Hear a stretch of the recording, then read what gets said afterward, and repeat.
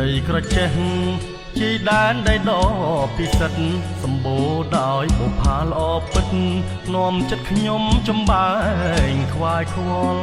ដល់ចិត្តមិនរួចព្រុងសំរងឆោមពៅនិមលដាស់បេះដូងខ្ញុំឲ្យវិលវល់ចង់បានរូបស្រីមកធ្នម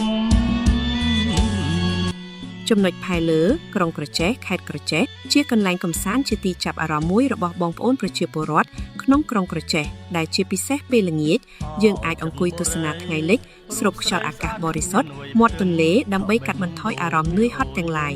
នៅត្រង់ចំណុចផែលើនេះដែរក៏មានបងប្អូននាំកូនមកមុជទឹកលេងកម្សាន្តថ្មតាមបណ្ដោយមាត់ច្រាំងផងដែរយើងសង្កេតឃើញថាក្រុងក្រចេះខេត្តក្រចេះមានភាពរីកចម្រើនជាច្រើនជាពិសេសហេដ្ឋារចនាសម្ព័ន្ធផ្លូវថ្នល់ផ្លូវកាន់តែធំទូលាយធ្វើឲ្យបងប្អូនងាយស្រួលធ្វើដំណើរកម្សាន្តនិងប្រកបរបរប្រចាំថ្ងៃកាន់តែប្រសើរឡើងផងដែរដីក្រចេះជាដែនដីដ៏ពិសិដ្ឋសម្បូរដោយបុប្ផាល្អពិតនាំចិត្តខ្ញុំចំបែង